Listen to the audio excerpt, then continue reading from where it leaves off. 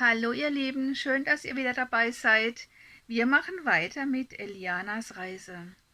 Das letzte Kapitel hat damit geendet, dass Eliana sich einen Rucksack gepackt hat mit Proviant und ein paar Utensilien und die Siedlung hinter sich gelassen hat, auf dem Weg ins Ungewisse. Wie immer freue ich mich, wenn es euch gefällt und ihr mir das zeigt mit einem Like, einem Abo, einem freundlichen Kommentar, alles sehr willkommen. Und wir starten direkt mit dem zweiten Teil.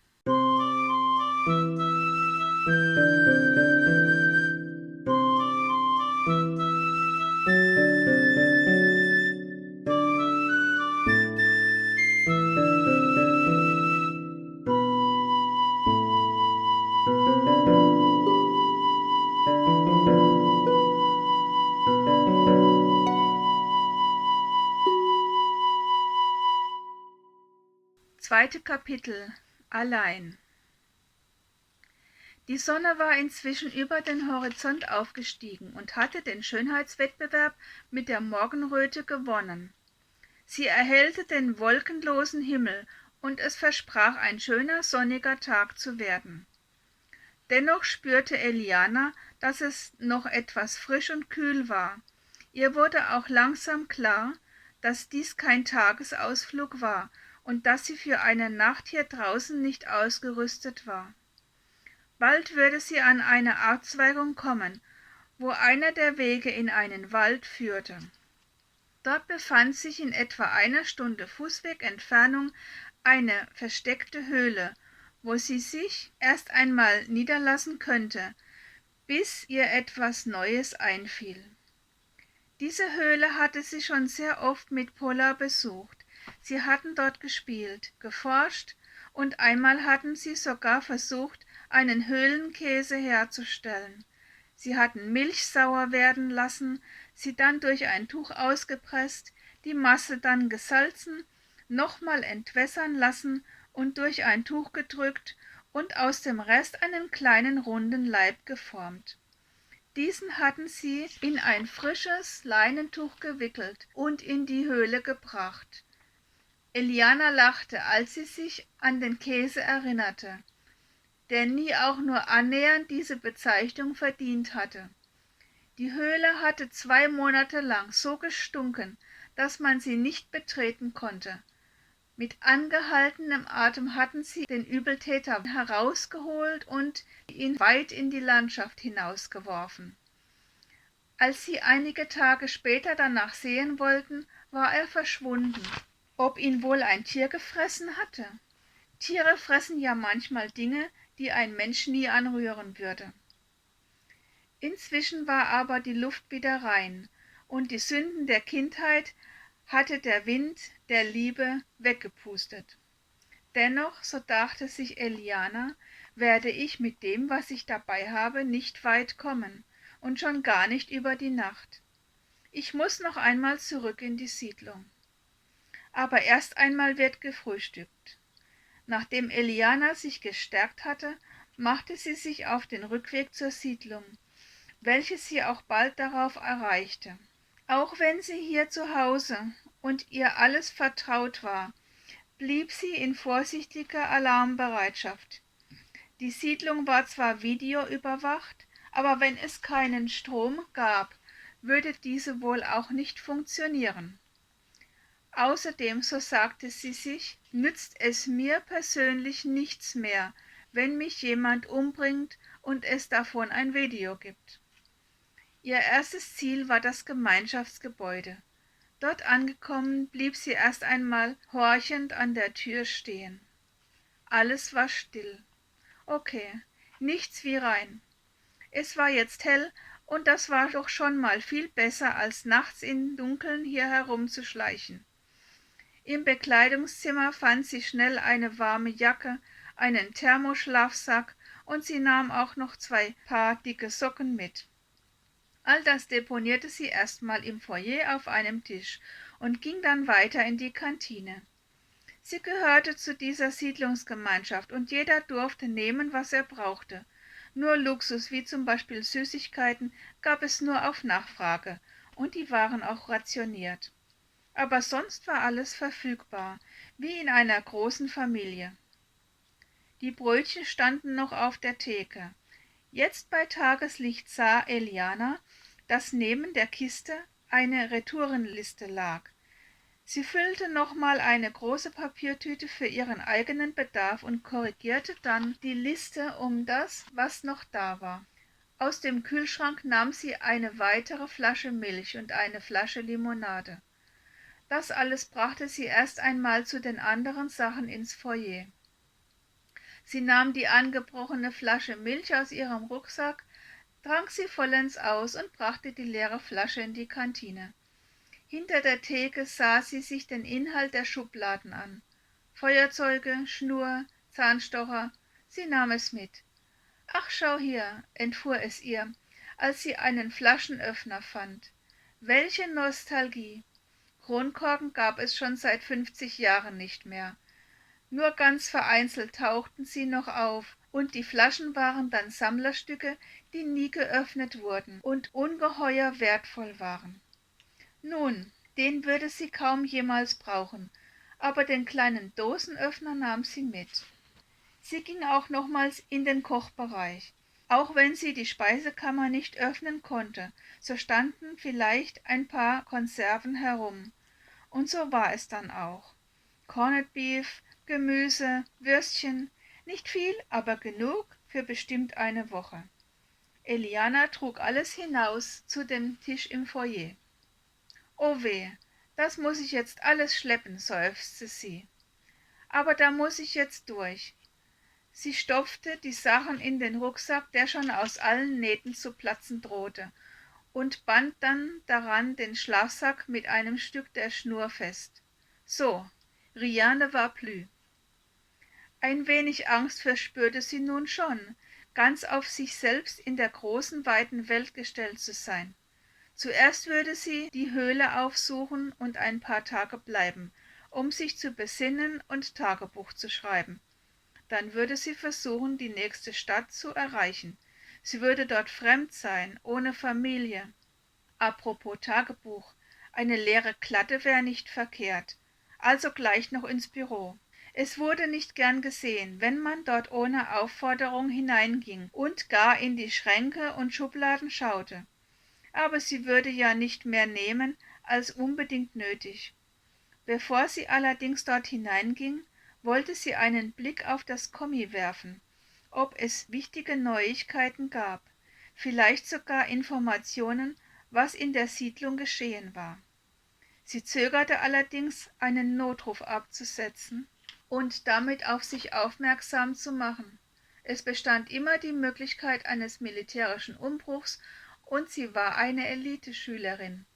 Sie wusste vielleicht Dinge, die andere interessieren könnten, und zwar Leute, die es nichts anging. Sie musste sehr vorsichtig sein, wem sie vertraute.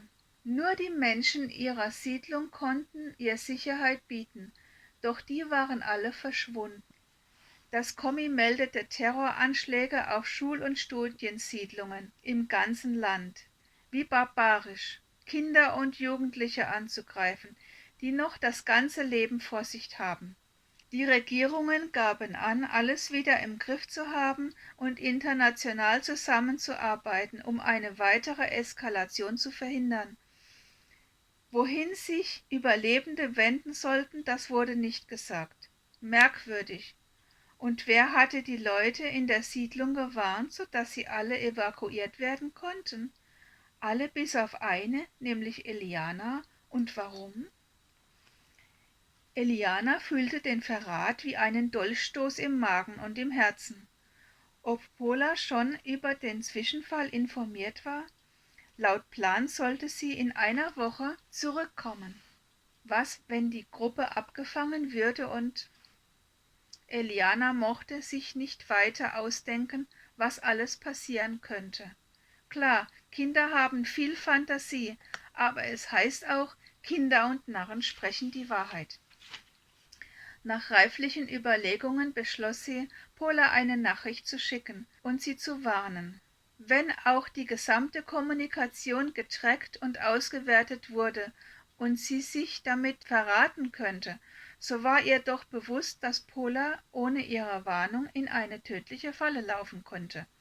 Also schrieb sie: Liebe Pola, hier Eliana, Siedlung attackiert, Gefahr, Ausrufezeichen.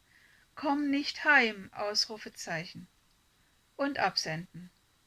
Sie legte das Kommi neben ihren Rucksack auf den Tisch und ging ins Büro. Als sie die Tür öffnete, hörte sie auf einmal eine weinerliche Stimme. Hunger! Hunger! Oh, rief Eliana aus, im Glauben, ein Kind hätte sich dort irgendwo versteckt.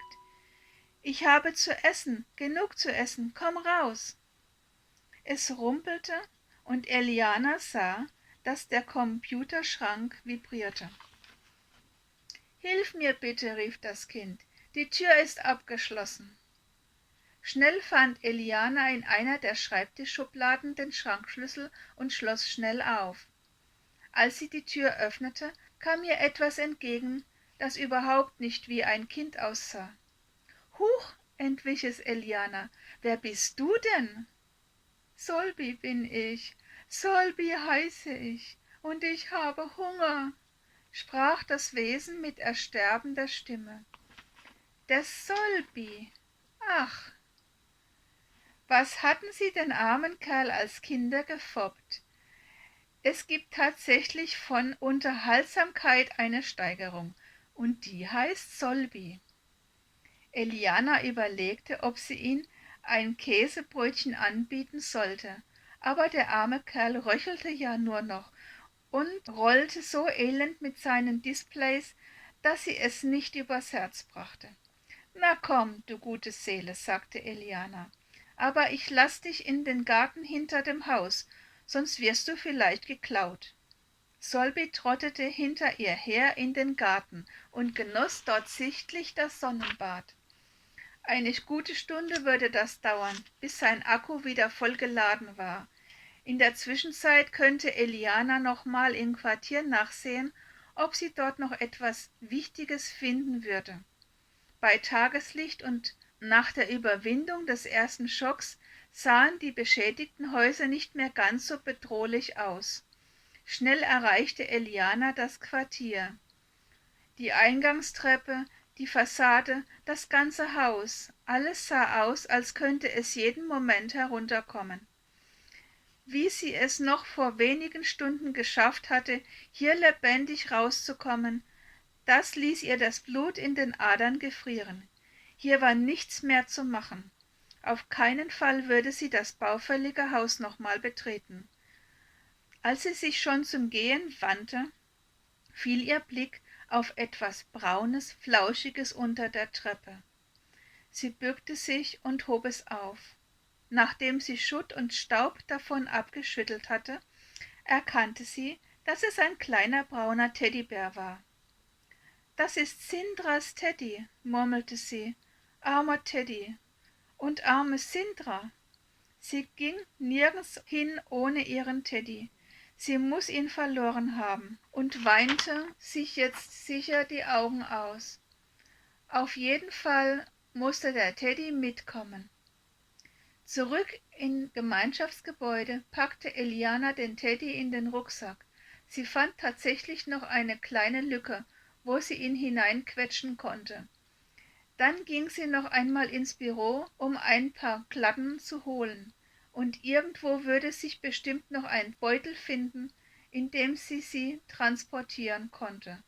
Ach, und die Schranktür stand noch offen. Ach, und der Solbi stand noch im Garten herum. Warum sollte sie ihn eigentlich nicht mitnehmen? Schoss es ihr auf einmal durch den Kopf. Ja, warum eigentlich nicht? Sie warf einen Blick in den Schrank, ob es dort vielleicht noch Zubehör gab, aber anscheinend war der kleine solarbetriebene Roboter so konstruiert, dass er immer alles bei sich am Leibe trug. Auch gut, dachte Eliana und schloss die Schranktür. Sie wollte nun gehen, aber irgendetwas hielt sie zurück, und es befiel sie eine seltsame Unruhe. Sie öffnete die große untere Schublade am Schreibtisch, und als sie den Inhalt sah, klickte es bei ihr. Sie nahm eines dieser funkelnagelneuen Kommunikationsgeräte, holte es aus der Schachtel, steckte ihr altes in die Schachtel hinein und legte diese unter die anderen neuen in die Schublade. Genial! Man konnte die Kommis auch ohne Anmeldung nutzen, aber man hatte dann deutlich weniger Funktionen, was in dem Fall nicht schlimm war. Eliana nahm das Gerät und die Klatten und verließ den Raum. Sie holte in der Kleiderkammer noch einen Beutel und tat die Klatten hinein. Die Tür zum Garten stand offen. Das leise, zufriedene Rattern verriet, dass der Solbi gut gespeist hatte. »Solbi«, rief Eliana, »kommst du mit?« Das Rattern verstummte, und die gedrungene Gestalt des Roboters, der auf Entenfüßen watschelte, aber sonst eher einer Mülltonne ähnelte, erschien im Türrahmen. »Gehst du schon?« fragte der Solbi. »Ja, ich muß. Ich gehe auf ein Abenteuer. Kommst du mit?« »Abenteuer? Nicht ohne mich, meine Liebe, ich bin dabei.« Eliana lächelte. »Dachte ich mir, dass du das nicht verpassen willst.« Und weiter wollte Eliana noch fragen, ob er wohl ihr Gepäck tragen würde, aber der Solbi kam ihr zuvor und fuhr diensteifrig seinen Buckelkasten aus. »Ah«, sagte Eliana, »ein echter Kavalier.« »Nein, besser«, sagte der Solbi, »ein Solbi.« So, das war's für heute. Damit schließen wir das 2. Kapitel. Aber die Reise geht selbstverständlich noch weiter, denn sie hat ja gerade erst begonnen. Ich würde mich freuen, wenn ihr nächste Woche wieder dabei seid, am Donnerstag, wenn wir mit Eliana das nächste Kapitel aufschlagen. Bis dahin fühlt euch gedrückt, bleibt gesund und wir sehen uns. Ciao!